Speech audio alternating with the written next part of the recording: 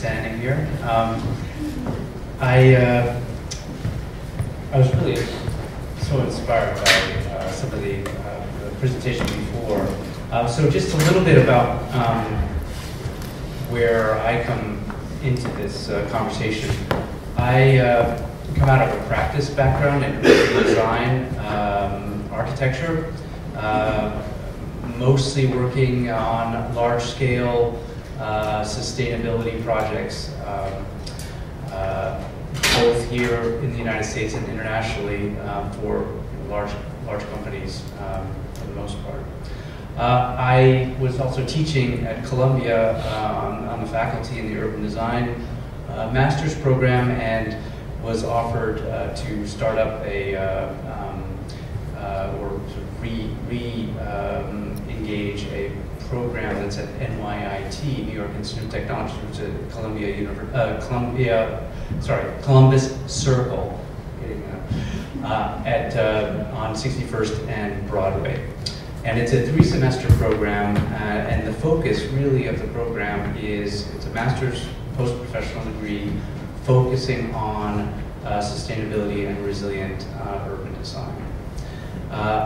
So how I came to this subject? Well, I was working in some very harsh climates doing urban design. I worked in Abu Dhabi, actually, in the desert of Abu Dhabi on a project called Masdar, which is a low carbon or carbon neutral development in the desert of Abu Dhabi. I realized that the focus of the first step for success of this initiative was to lower your energy loads first, before you get into the fancy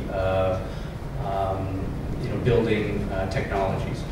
And how do you do that? Well, you essentially create a series of microclimates around a dense, walkable urban fabric. And I continued to do this type of work. I worked in Calcutta in India on a project on the outskirts of Calcutta, looking at new pilot communities that would be, on one hand, dense, accessible by public transportation, and at the same time resilient from a point of view of passive cooling. Okay, so Radley was very eloquent on some of the dangers around urban heat. I can, as you probably well know, other parts of the world are grappling with this problem in a very real way, and they're looking for design solutions to address this. I also worked on a project at the airports around New York City, and I can tell you that the airports are some of the hottest parts of the New York region.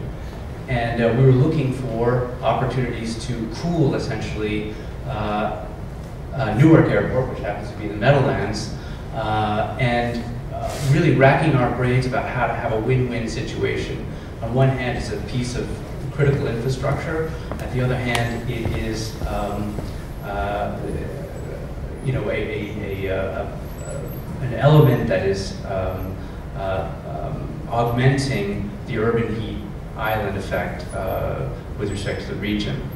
So coming to this type of realization of how interconnected all the systems are within an urban context, you can see here a map, essentially a diagram on the left.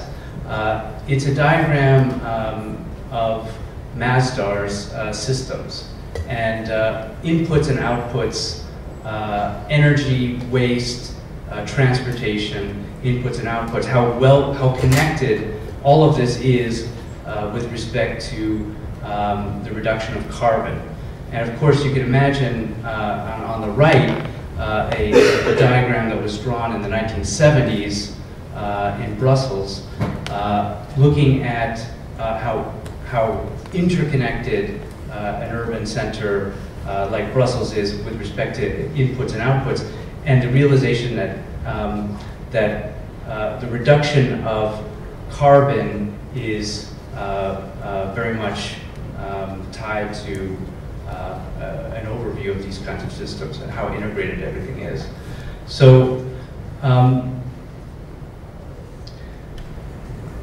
so we get to this notion of integrated planning, and you know, I'm sure you all have come into this triple bottom line notion of economy, equity, and environment.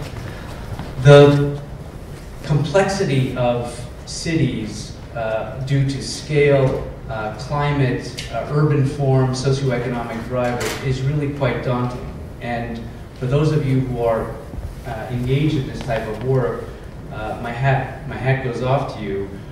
We've been involved in developing sustainability indicators for cities through the STAR Communities program, for example, where we were trying to develop a national metrics for around sustainability. And one of the most critical elements, and this ties into the climate element as well, is the need for collaboration across jurisdictional boundaries.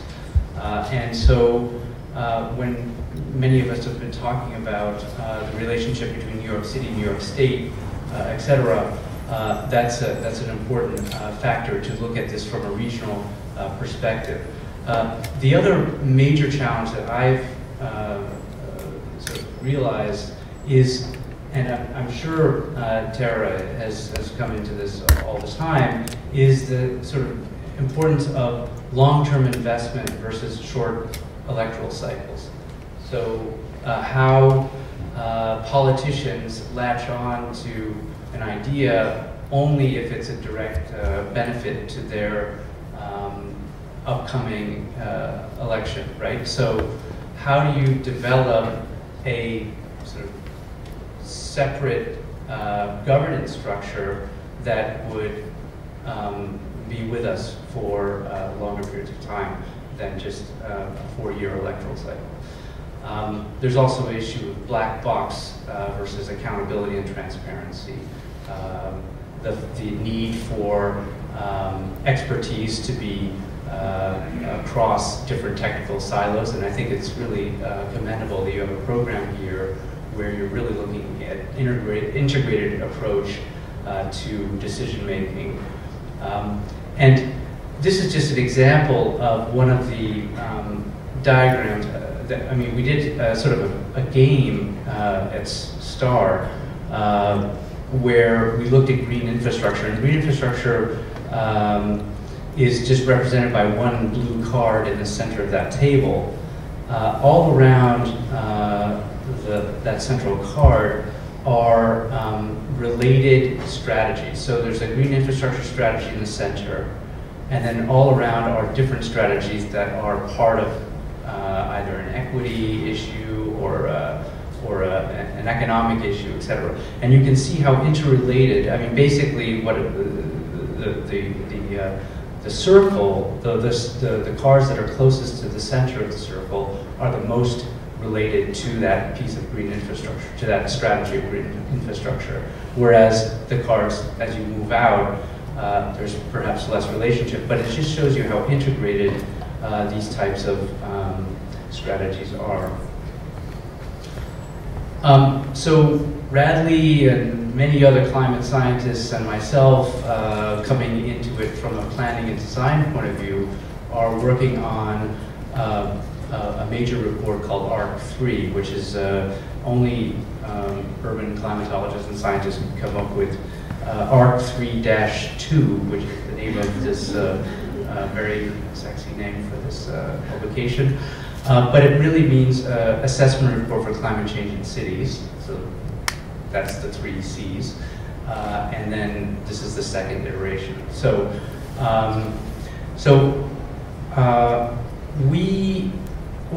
I've been bothering the urban climatologists for a number of years to include a section, a chapter on planning and design.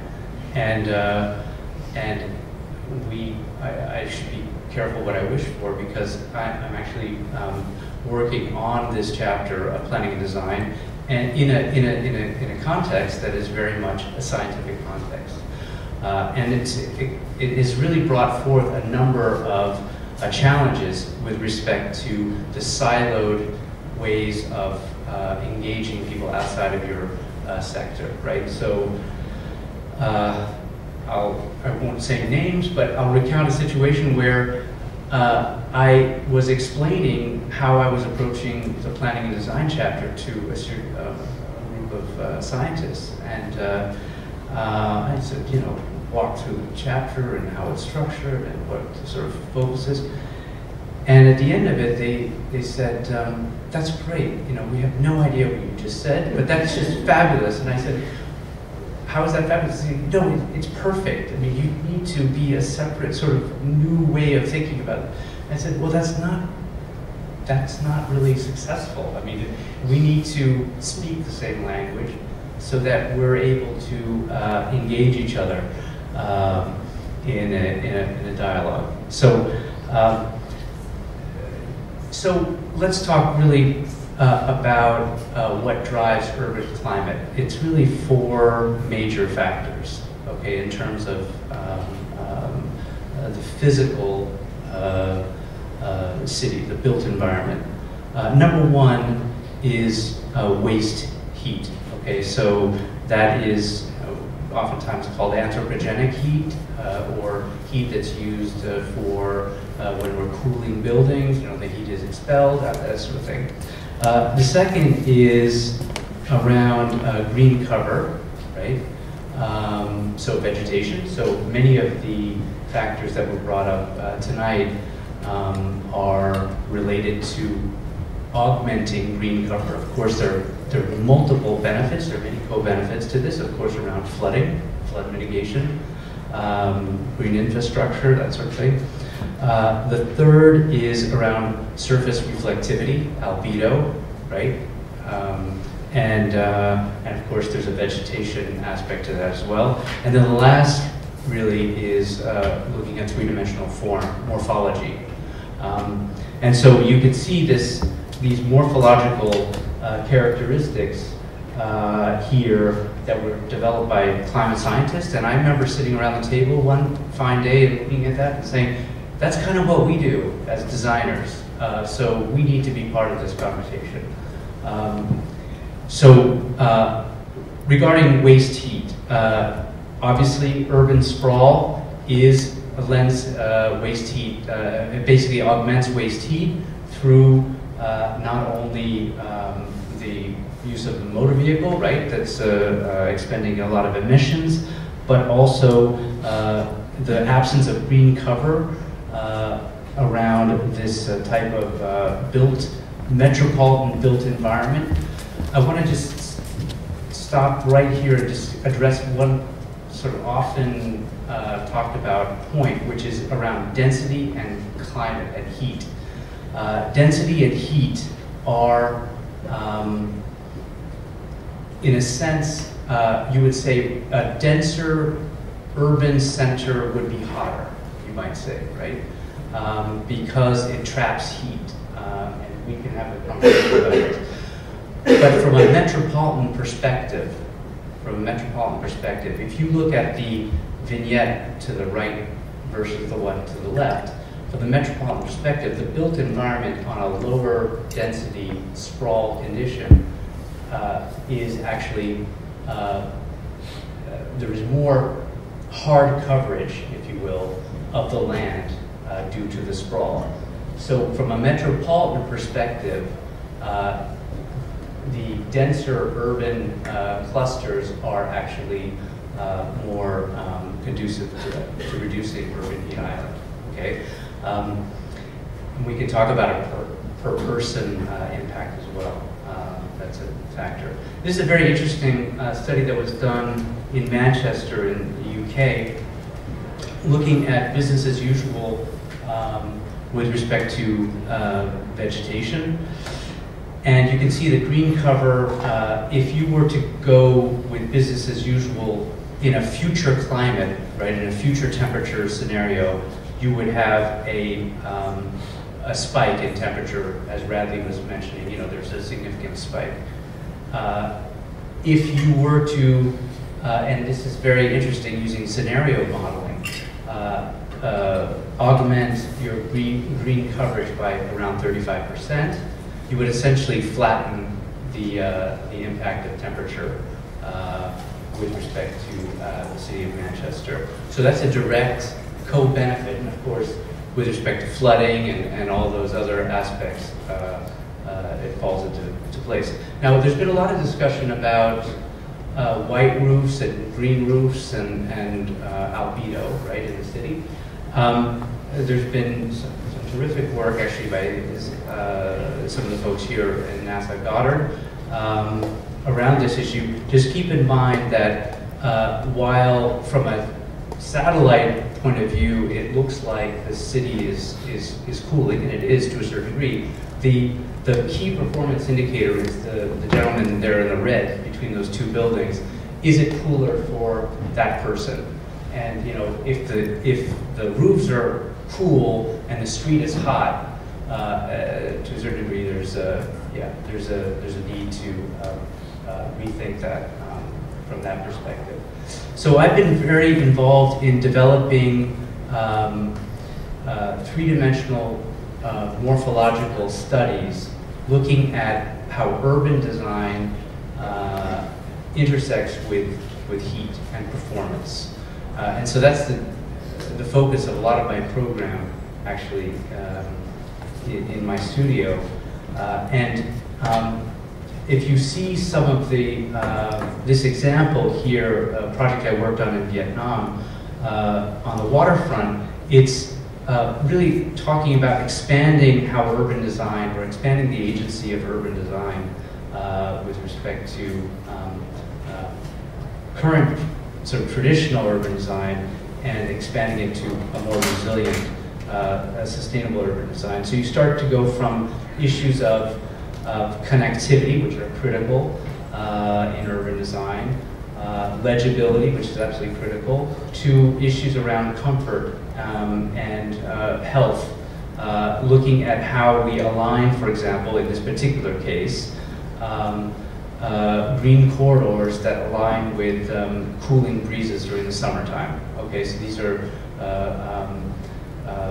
ways of cooling down your city, at the same time capturing your stormwater through use of SUDs, which are sustainable urban drainage systems, which are part of these sort of lake, small lakes, which are also urban design amenities that lend itself to this type of urban character. And of course, it gets down to building scale too, where your buildings are passive. So one of the things I'm really pushing for in my work, in my research, is how to develop a catalog of urban design forms that are most adaptable to whatever context that is relevant to them. So in this particular case, you would see on the lower left, you would see an existing urban center where you're essentially retrofitting them to increase your urban ventilation through that dense urban district. These are examples of some work that's been done in Germany with respect to a sort of strategic approach to planning. So first step is climate analysis mapping. So you map actually where the hot spots are in the city. That's why I've been working with the folks here at NASA to get that type of information for New York as well, at that very dense level, right, that very detailed level.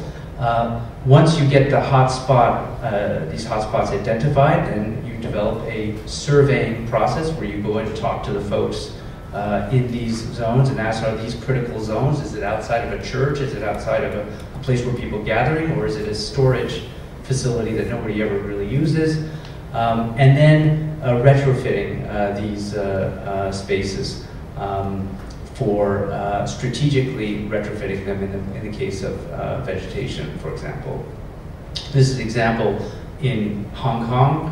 Hong Kong has a very dense urban wall that essentially cuts the breezes off from entering the city. And there's been some terrific work that's been done by some of the urban climatologists based in Hong Kong, looking at developing corridors, ventilation corridors through the heart of the city. This is back to Masdar, an example of a post-occupancy analysis of this type of approach of microclimate, which is actually kind of rare because a lot of this stuff is modeled, but it's very rare to be able to actually do a post-occupancy analysis. And so you can see this is the MIST project, MIST, on the lower left.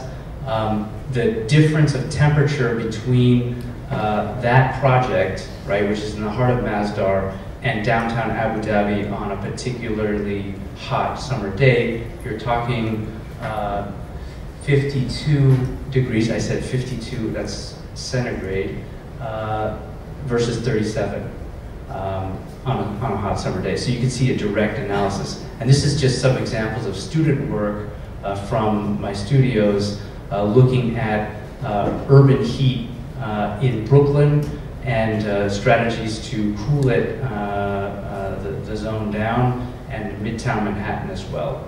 And that's pretty much it. Thank you so much.